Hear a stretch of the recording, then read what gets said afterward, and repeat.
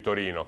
Stefano Zanetti, qual è la posizione di Gianluca Forcolin come sindaco di Musile di Piave sul futuro della sanità del Veneto orientale? È meglio mantenere in rete gli ospedali San Donà e Portogruaro oppure realizzare un ospedale unico, ad esempio a Torre di Mosto?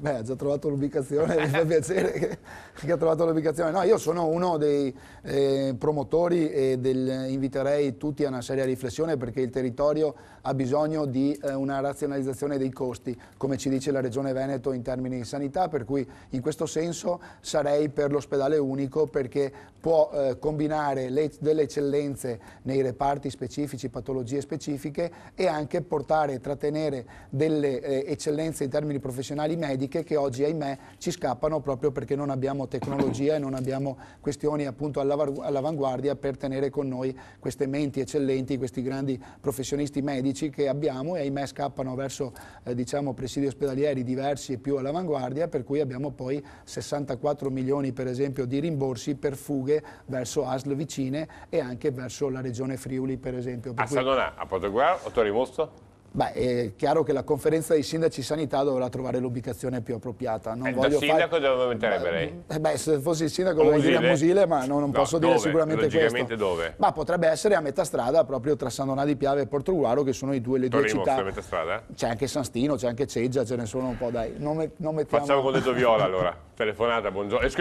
Pubblicità.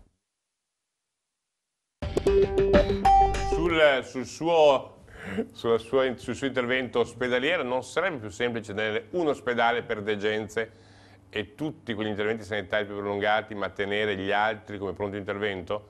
Sì, è anche vero che però dovremmo tenere tutti i presidi attivi, quindi le spese diciamo ordinarie, straordinarie e strutturali rimarrebbero comunque molto molto costose.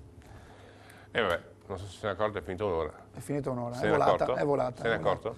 No, è volata sinceramente. Ciao, ci vediamo domani, arrivederci.